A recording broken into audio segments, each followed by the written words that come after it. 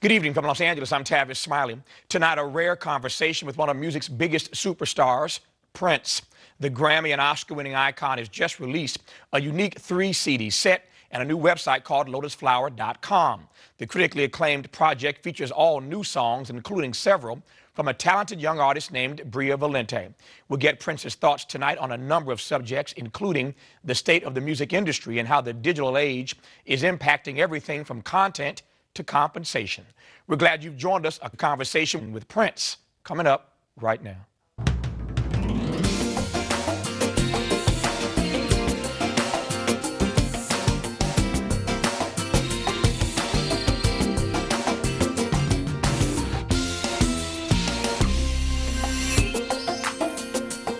Pleased to welcome Prince back to this program. The iconic musician and producer has been one of music's most popular and prolific acts for 3 decades and was inducted into the Rock and Roll Hall of Fame, as we all know, back in 2004. His latest project is a unique collection of 3 CDs, Lotus Flower, Minneapolis Sound, and Elixir, which features a talented young singer named Bria Valente. You can get all of this at his new website, lotusflower.com. From the new project, here's some of the video for Crimson and Clover. Good to see you as always. Likewise. Yeah. Look at us on that camera. Yeah. Do we look good? Looking sharp. I'm feeling new sideburns. Oh, yeah. Well. It's working. And that black and white is sharp. When you're, for the book, the best-selling book, 21 Nights, your photographer, Randy, was here. Randy St. Nicholas. Right. Yeah, Randy was here. And I remember in that conversation, the two of us talking about the fact that you stay pretty much clean all the time. It's not like when you're in your house, you got on sweats and... Randy said that? Yeah, Randy said he's pretty sharp all the time. Okay. Yeah. No. That's not true? Yeah, I sleep like this. Yeah.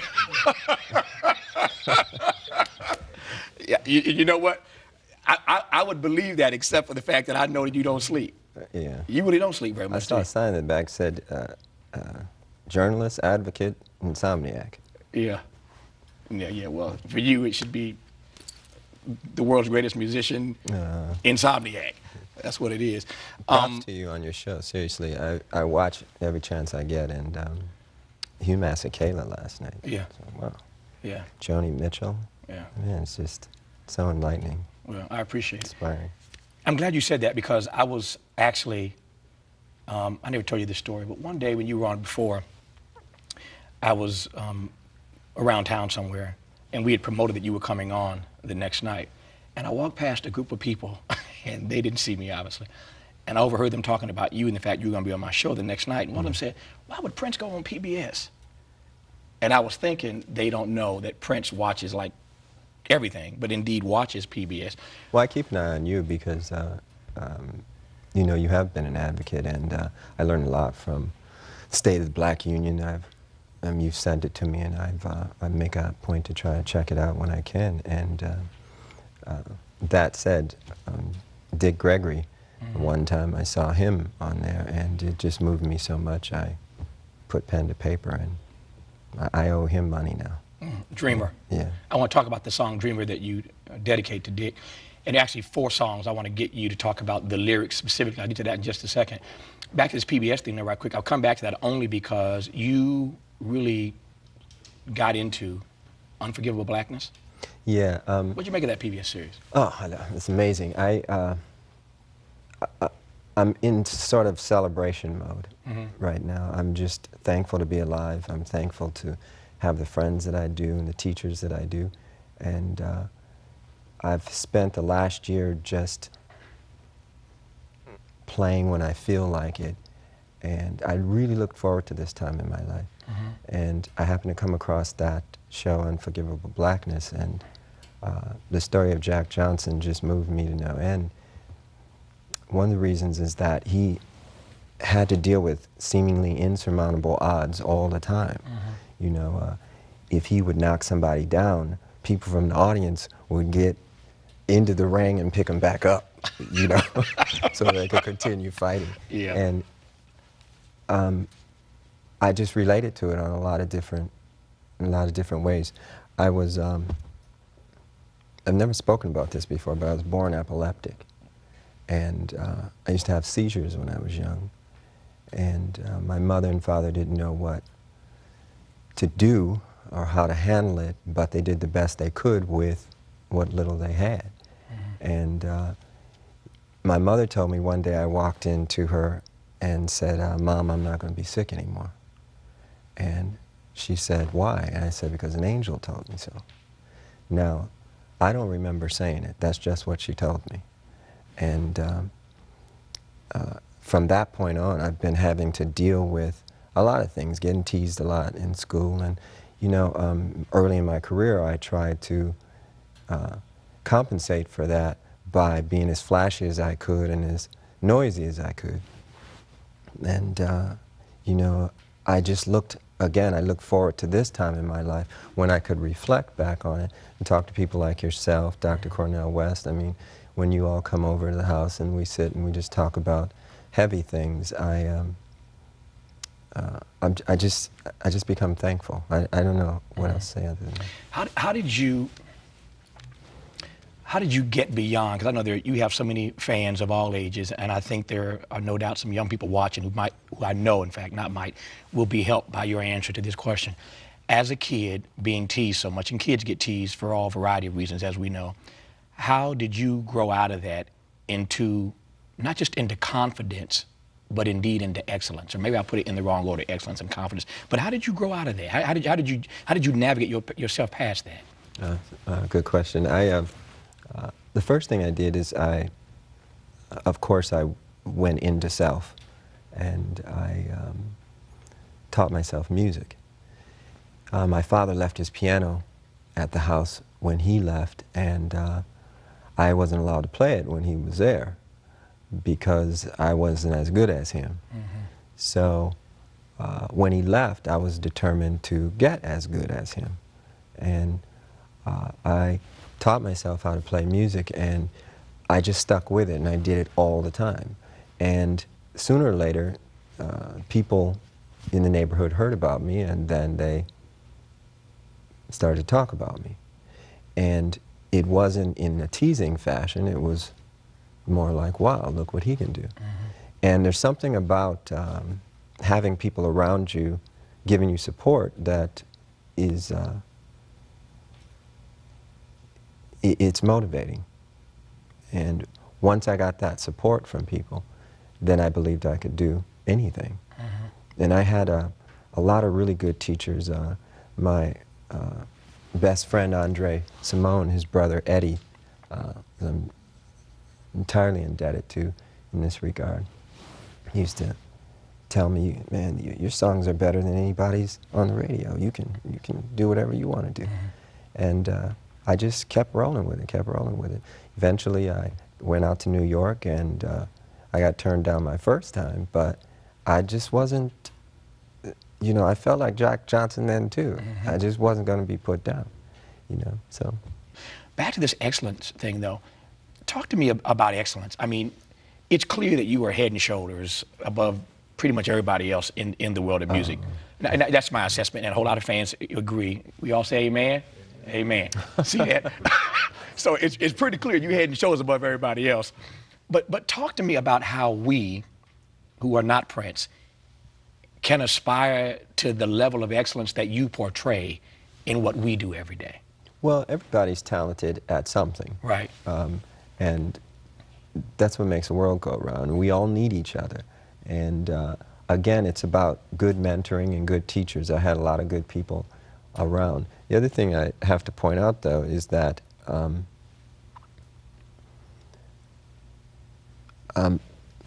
can I put this? My father he was so hard on me. I was never good enough. And there was something about that. It was almost like the Army when it came to music. It's like, that's not even close to, he'd say, it's not even close to what I'm doing. And he'd play again. And I could hear it. John Blackwell, my drummer, he's same way. His father taught him the same way. We learn like that. We learn from being shown. It doesn't come from books and just reading it. We need to be shown, you know. So it's just having really good teachers and a bar that's so high. You know, Tiger Woods, I mean, we can go on and on and on. Mm-hmm. You talked a couple times about your father, which you don't do in public, and I appreciate your opening up in that way. Help me understand how, I'm trying to juxtapose, knowing you as I do, everything about you is love. You create love in the space that you occupy. When folk come into your world, they feel the love. Love is in your lyrical content. Your whole life is about a love of humanity. I'm trying to juxtapose how you got to this place of being love when you have this relationship with your father that obviously didn't always exhibit love. You could be a very mean person now. Why not? Well, I have a mean side. Yeah. Yeah. Let me back up there. Yeah. Yeah. I can go there. Yeah. You know, I'm a fighter. I'm very competitive. I think from him being so hard on me, that the one thing I got out of it is I understood that in his harshness, he wanted me to excel. Mm-hmm. He used to say things like, "Don't ever get a girl pregnant. Don't ever get married. You know, don't this, don't that."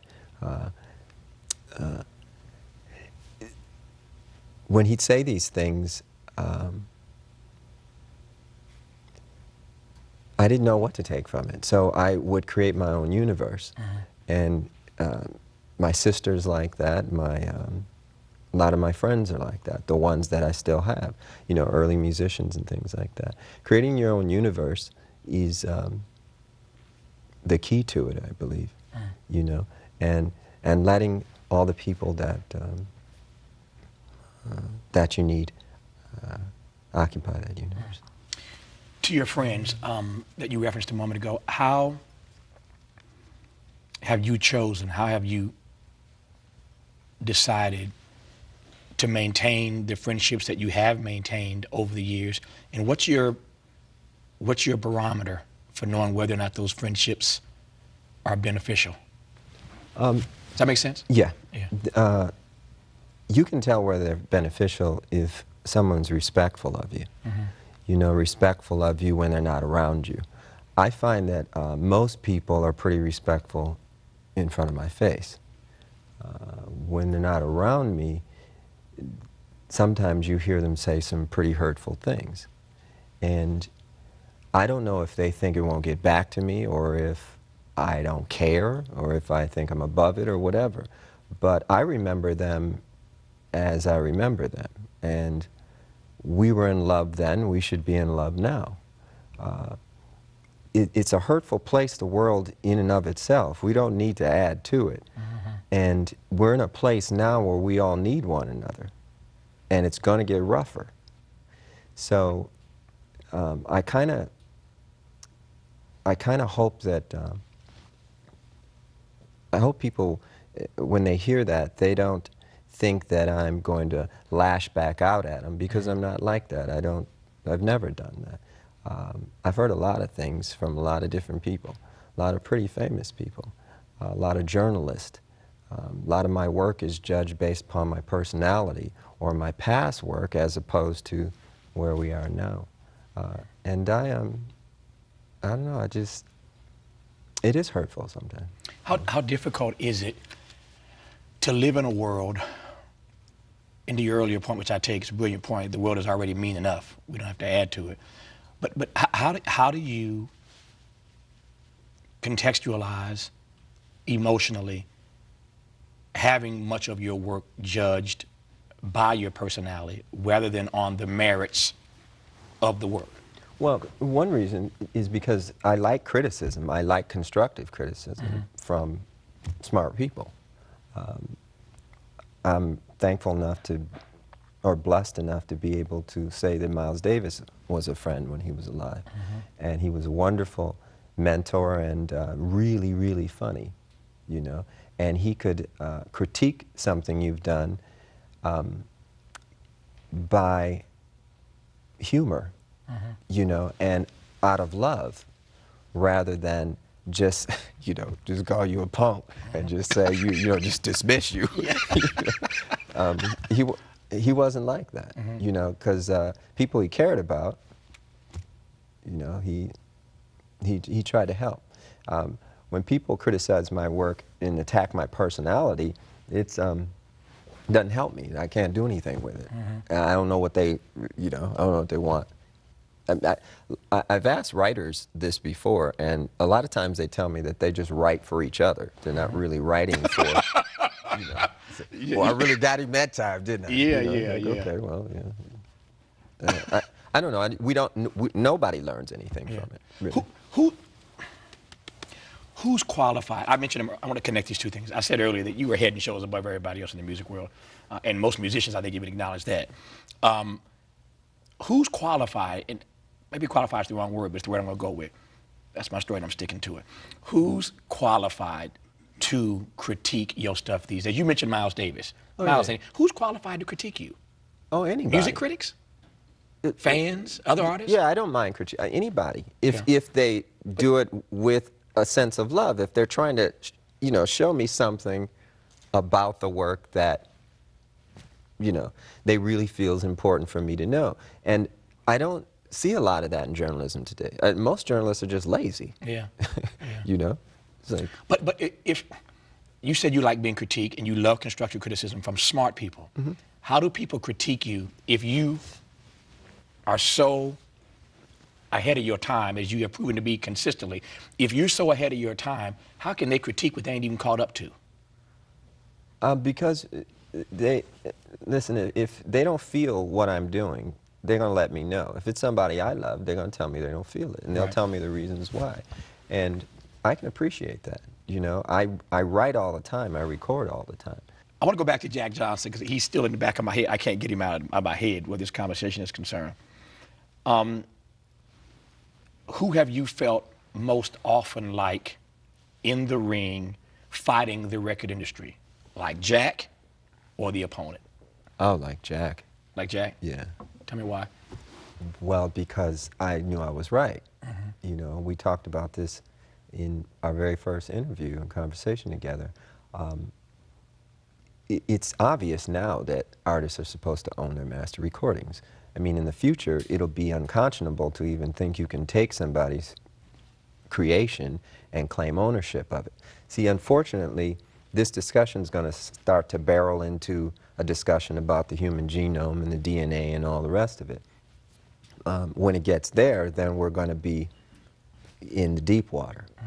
See, so it's better to start the conversation now before we get into God talk, There are 4 songs that I want to ask you about, and I did what I have never done before, which is to actually print these lyrics out. Some of them, since the record is so new, I'm learning some of them. I got some of them memorized. Who gave you the lyrics, though? I've seen some really strange rewrites of my stuff. Well, I've seen one time they said the lyrics to When Doves Cry was, dig, if you will, the picture of me, Marvin Gaye, and the kids. Yeah.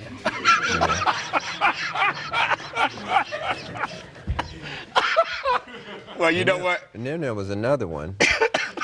This person will go unnamed. Yes. She didn't speak the English language too good. Right. She had a really cute daughter, so that's why we was acquaintances. Yeah. But she swore up and down, Little Red Corvette was pay the rent, collect. Yeah. Well, you know what? So you need to let me check that. Yeah. I'm a fast learner, so I'm not going to read none of these on the air. I'm just going to ask you about the songs and about the lyrical content. And for those who don't have the record, you can go to lotusflower.com and get it. And follow along at home. Even if you're 2 or 3 days late, you can play this back and follow along. In no particular order, since we mentioned Dreamer first, tell me about Dreamer. Oh, well, when I saw the State of the Black Union, Dick Gregory really moved me and a lot of my friends. I show it to everybody that comes over the house, especially white folks, because they need to hear that, so that they know more about all of us. Because what he said affects all of us. He said something that really hit home about this phenomena of chemtrails. And, when I was a kid, I used to see these trails in the sky all the time. And so, oh, that's cool. A jet just went over. And then you started to see a whole bunch of them. And the next thing you know, everybody in your neighborhood was fighting and arguing, and you didn't know why. Okay? And you really didn't know why. I mean, everybody was fighting. So he started riffing about the chemtrails. And he started to say things that hit home so hard. And I would recommend that everybody try to get what he said online or wherever and try to get a copy of it and just listen to it. Because I was so moved that I had to write the song. The other thing is the first line of the song says I was born on the same plantation in the United States of the red, white, and blue.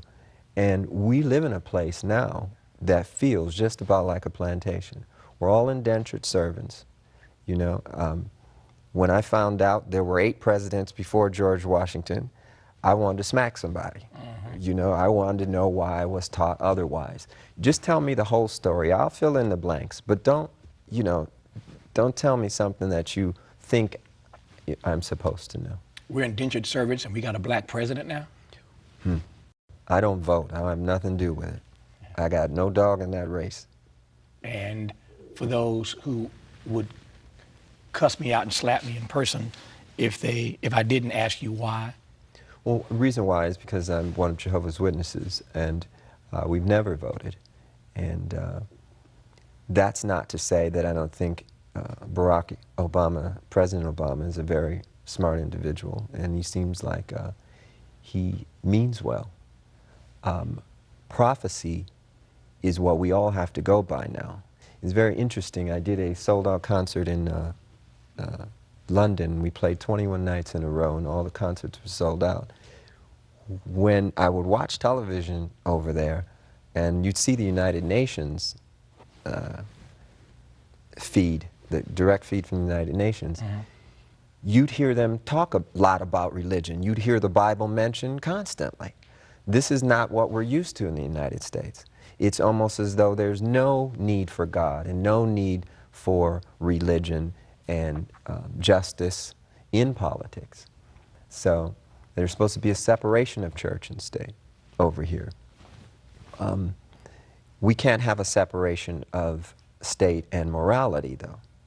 And, you know, songs like Dreamer and even Feel Good, it's the same thing. I got good news and bad news. The bad news first, since I like ended on good news. The bad news is I'm out of time for this show. The good news is I think that if I lean on my friendship, I might be able to get Prince to stick around for like another 12 minutes. And if you tune into this program tomorrow night, we can finish our conversation. It's never over, but we'll continue it, talking about these other 3 songs from the new CD, Lotus Flower, at lotusflower.com. You can get, I want to ask you about these other 3 songs tomorrow night, and then this fine artist who he referenced earlier, you can take fine any way you want to take it. This fine artist he referenced earlier in this conversation, Bria Valente. Oh! Yes.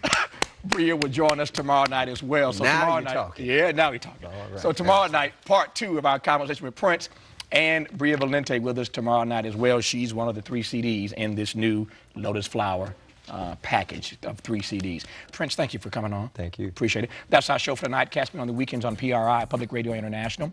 You can access our radio podcast through our website at pbs.org, and I'll see you back here next time on PBS. Until then, good night from LA. Thanks for watching, and as always, keep the faith. For more information on today's show, visit Tavis Smiley at pbs.org. Hi, I'm Tavis Smiley. Join me next time with part 2 of my exclusive conversation with Prince, plus Prince's latest protege, Bria Valente. That's next time. We'll see you then. Good evening from Los Angeles. I'm Tavis Smiley. First up tonight, part 2 of our exclusive conversation with iconic music superstar Prince. This spring, he's out with a brand new collection of music, a 3-CD set called Lotus Flower. The discs are available at Prince's new website, lotusflower.com. Also tonight, the talented young singer featured on Prince's new project, Bria Valente. The Minneapolis native kicks off Lotus Flower with a terrific CD called Elixir. We're glad you've joined us, Prince and Bria Valente, coming up right now.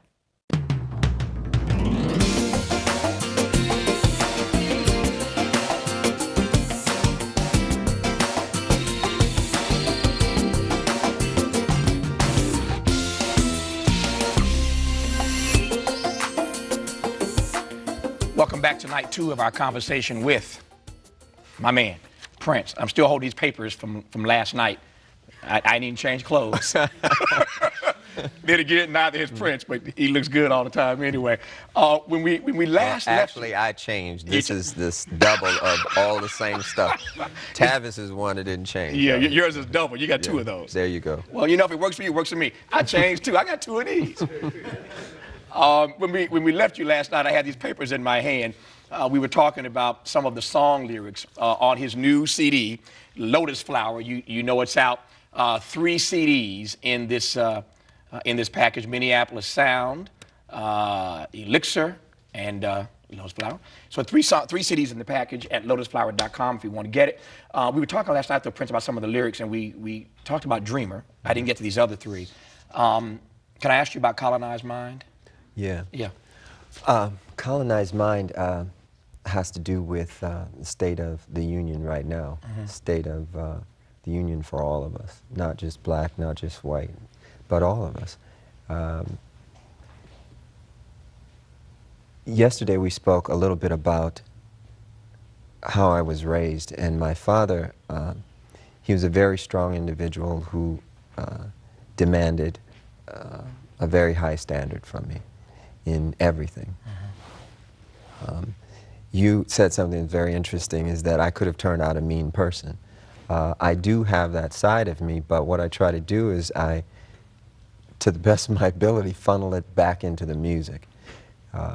Larry Graham is a dear friend of mine. I just want to say what's up to him and Tina and Aaron and Latia. I'll be home shortly. I'm having a lot of fun out here, though, so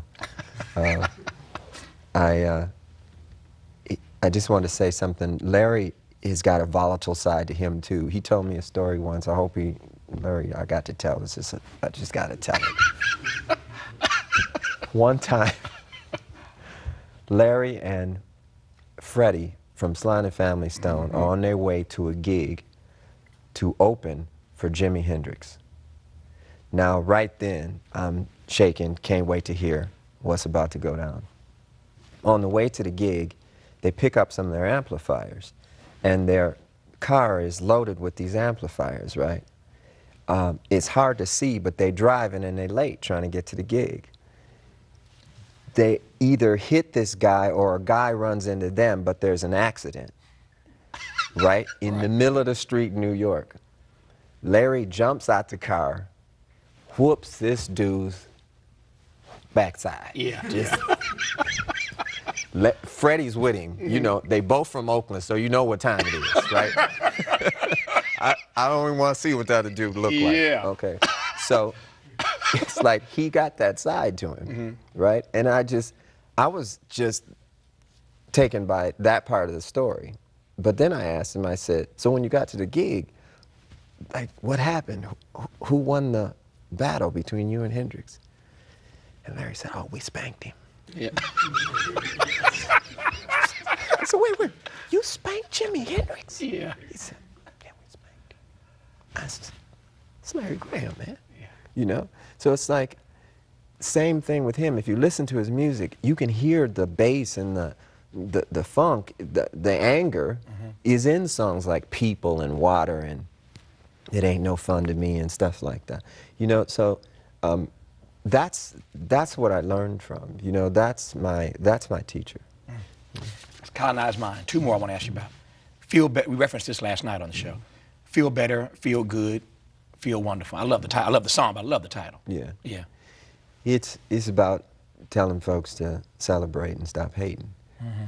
There are references in the song, though, to a record executive who we've had some pretty interesting conversations. And there's a line that says, you tried to do me like my good brother Steve. All right? What we believe happens in the music industry is this, is that you can put out a record and SoundScan refuses to count as many as they actually sell. But you get paid on what SoundScan says that you sold. So if it's a low number, then you only get paid on that number. Meanwhile, when you go overseas and you check some of the barcodes and titles over there, they've already ripped you off several different times in several different ways. Also, with the influx of the internet, you know, no sales, then you've really gotten your bank account emptied out. So we never really knew what Purple Rain sold. I don't know to this date. I only know what they tell me. You know, we're conducting an audit, but, you know, who knows? A whole bunch. Yeah. We suspect. Yeah. Old school company on Minneapolis Sound. Yeah. Yeah. That's just an ode to how I grew up and what we used to listen to. And there's a few current references in regards to bailouts given to, you know, banks and things like that. Whereas there's a lot of us, you know, in the hood still going through the same stuff. Now, it's interesting, I don't live there anymore, but I have to take care of a lot of people that live back there. And it'd just be best to, I hear a lot of talk about redistribution of the wealth and stuff like that. It'd just be best to let us try running things on our own for a minute. You know, give us our master tapes back. Let us sell just like you sell. You know, if you go to the internet, you'll see artists with 51 million hits. You know, they say there's like 200 million people on MySpace. That's a nation, okay? I would shudder to look at their bank records, you know, with the music that goes through there. Depending on one's perspective, you are either a genius for doing stuff like this, doing it yourself, distributing it yourself, et cetera, et cetera. You're either a genius or you are a hater of the industry, a hater of the way things have been done, ought to be done. Tell me the strategy behind your doing what you do these days. Well, first of all, there's no hate involved. I mean, I welcome the industry to stay and remain the way it is. I mean, it's actually good because, you know, when I'm sitting talking with somebody like Anita Baker, we can point to the industry as the way we don't want to do it anymore. We don't believe in free goods, and we don't believe in, you know, 90% of the contract the way it's written now, the standard contract. We don't believe in 360 deals. Anybody that signs one of those are absolutely crazy. But it's a free country. You can do whatever you want. The thinking behind this was to introduce a new artist to the world, somebody who is very dear to me, and her music, it's soothing. It soothes me. I'm not a big fan of male vocalists, you know. Usually when I do ballads, I use my higher register because I love the female voice doing slow music. I spoke too soon and mistakenly compared Bria's music to Sade's music. I didn't mean that she sounded like Sade, but I did mean that there's a romance that is present in Sade's music that, like the song Love is Stronger Than Pride. It's one of the most beautiful tunes ever. And there's a romance that was missing in today's music. And the best thing I could tell Bria was, try to do something that is not happening today. Try to get into a niche, because you have a beautiful voice, but you've got to do something with it that you don't hear. And that's what she's done. And it's one of those sleeper records that, you know, if people play and listen to all the way through, she got you. Why am I not hearing a lot of this on radio? I think it's because I'm not signed with a major label. Target is not a record company. They're a distributor and a retail store, and a very good one at that. 30 million people go through their stores every week. So they get a chance to pick up the Lotus Flower record. The beautiful thing about the relationship is that they're treating us like any other record company. They buy the same amount and they pay the same price. So, you know, we've done quite well already. Bria's taken care of, I'm taken care of. I hope to do more deals like this with artists like Anita Baker and John Blackwell, Rhonda, and Renato. We're trying to work on some jazz things right now. But Time will tell. It was pretty amazing to me, though, that without radio, it's just me talking, without radio airplay, with a singular distributor, you end up missing #1 when this thing dropped by it's like Maxwell Smart. Missed it by that much. Yeah. That was serious. Well, there again, that's when the fighter in me comes out. And, Right. I think about Jack Johnson knocking somebody down 3 and 4 times, Yeah. and then they still say he lost the fight or something. It's, SoundScan said that it was #2. Mm-hmm. Other charts say that it was #1. So it doesn't make a difference to me one way or another. What makes a difference to me is that history is told truthfully, and that's not always the case. I love golf and basketball and sport and boxing especially because it's mano a mano, and we hold our own at the box office. It would be wonderful if it was on the radio. It's shocking that it's not. There's stuff on there, all of Minneapolis Sound you could put on the radio tomorrow, but there's some resistance to it. You'll have to ask your friends at radio. The few I've asked haven't given me a straight answer yet, so I don't know. If you had a station or a string of stations that you were the program director of, owner and program director, what would it sound like? I would just want it to be good music, and I'd want it to be littered with artists who own their master rights, because without that, they don't own any wealth. They can't put back into their communities. Very few artists that do own their masters right now. When that changes in the future, you'll see more radio stations being purchased. You'll see airwaves changing ownership rapidly. Because you obviously are, you told a Jimi Hendrix story earlier, and because obviously you are the greatest, one of the greatest guitarists of our time. Man, I like this show. No, what do you mean? You know what? We just tell the truth around here. We just tell the truth. I'm just trying to be a truth teller. What do you make of this? Thank you. What do you make of this Guitar Hero? Oh. Yeah. Well, I'm mad at them. I hear it made like $2 billion, and they came to us and offered us a very small portion of that. But I just think it's more important that kids learn how to actually play the guitar. It's a tough instrument. It's not easy. It took me a long time, and it was frustrating at first. And you just have to stick with it. And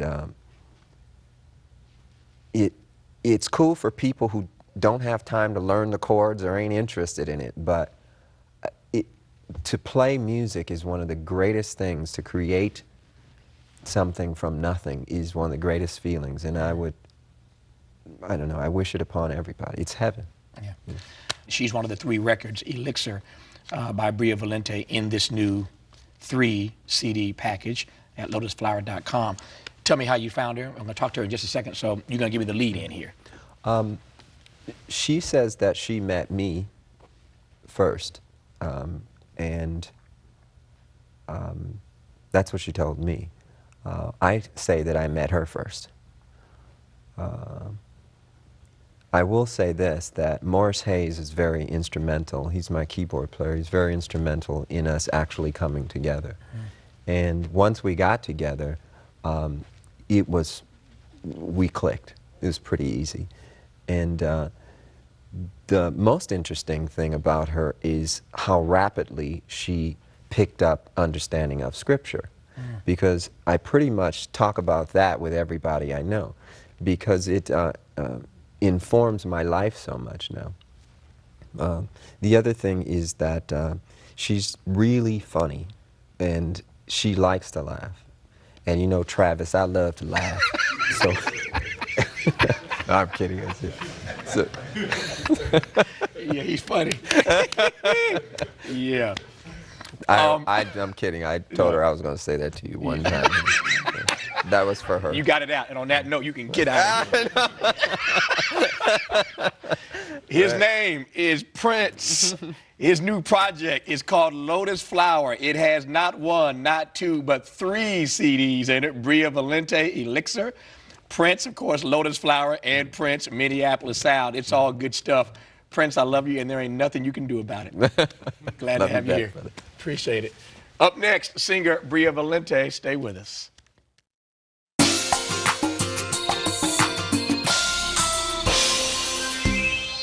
Bria Valente is a talented singer featured on one of the 3 new discs from music icon Prince. Elixir is the first CD that kicks off this unique new set, which you can get at Prince's website, lotusflower.com. From the new project, here's some of the video for Every Time. Nice day. So Bria leans over to me during the clip and says, "We're just trying to make some stellar elevator music." It's a whole lot better than that. Brian, look behind that curtain. Make sure Prince is gone. Make sure is he gone? Good. All right, he's gone now. So tell me the truth. How did y'all really meet? He says he met you first. You said you met him. What really happened? Oh, well, I was 17, and I'm from Minneapolis, Minnesota, and I was working with Morris Hayes at the time, and he had brought me over to Paisley Park. And I waited for Morris, and he had met with Prince, and all of a sudden, 10 minutes later, he came down and just sat next to me, and didn't look at me, he just said hello, and I said, hi. So what's your name? And I said, I'm Bria, and he said, nice to meet you. And that was it, and then he was gone, and didn't talk to him since. So that was the first time we met. And then fast forward a few years later, and you got a project together. Yes. I moved out to LA, and in a chance meeting, we ended up getting back together. So that was really cool. And Morris Hayes was, again, the conduit. Yes, the conduit for the collaboration. That's amazing. What's it like to be put there, to be exposed, to be introduced by Prince? It's a privilege and a blessing. And really the situation that we had in the working environment that I was in was like a family, and we all love music. I mean, I grew up with music. My father's a musician, and coming from Minneapolis too, I think there was a really special connection there. And when we all got together, we just combined our talents, and then we made this record that we were all really proud of. And I never ever thought that I'd be working with Prince, to tell you the truth. So I moved away from Minneapolis, and I ended up coming right back home, basically. That's a fascinating story. So it's really interesting how that works. Tell me about your music. Tell me about Bria's music. I wanted a record from front to back that you can just play through, and it just talks about the best qualities of love. And that's what this record really captures. So we did that, and there's a lot of live instrumentation. A few songs are jam sessions that we turned into songs after the fact, and it turned out beautiful. I'm so proud of it. Whenever Prince introduces us to somebody, there's always at least one song, maybe a couple, but always at least one song that we all latch on to because it has that quintessential Prince artist, Prince protege sound. Mikey, one of my camera guys, and I were talking earlier. We think the song that does that on your project is Tonight. Tonight, yeah. Would you agree with us? Yes. Mikey, she agrees.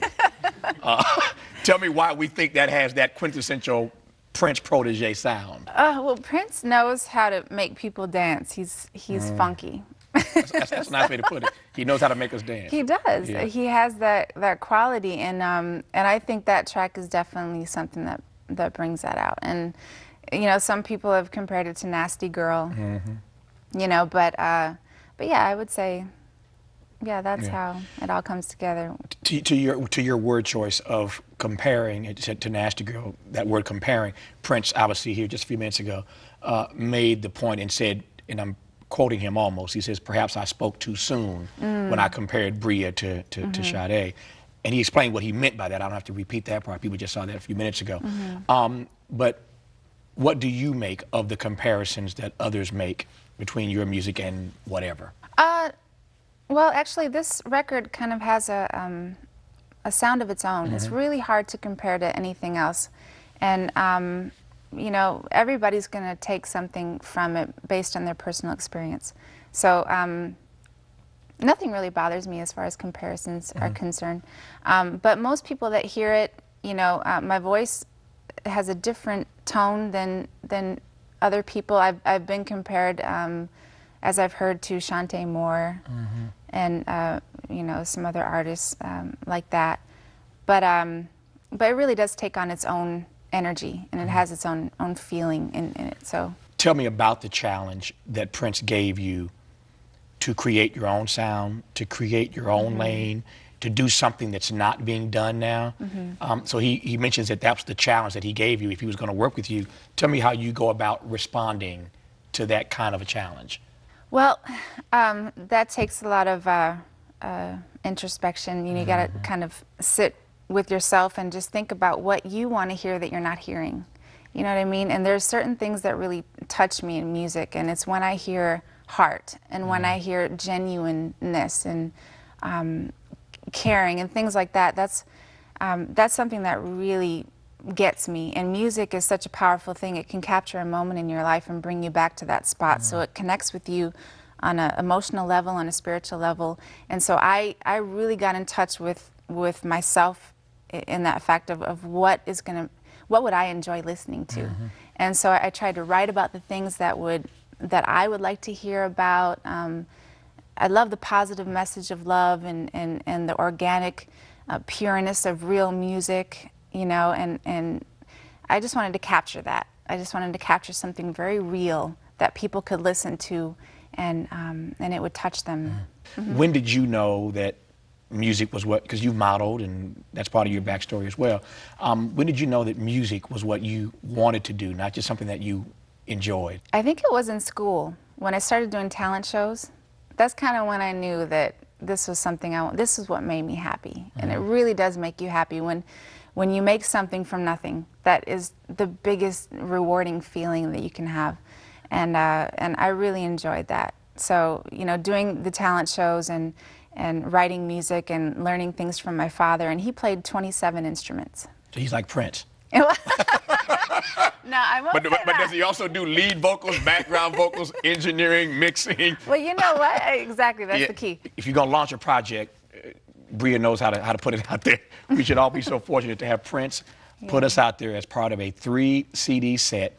Her name, Bria Valente, just learn it and get used to saying it because you're going to hear it for years to come. Bria Valente is the name. The CD is called Elixir, part of Prince's new 3-CD set at lotusflower.com. Bria, nice to have you on. Oh, it's a pleasure. First to be time, here. but I hope it's not the last. I hope not to.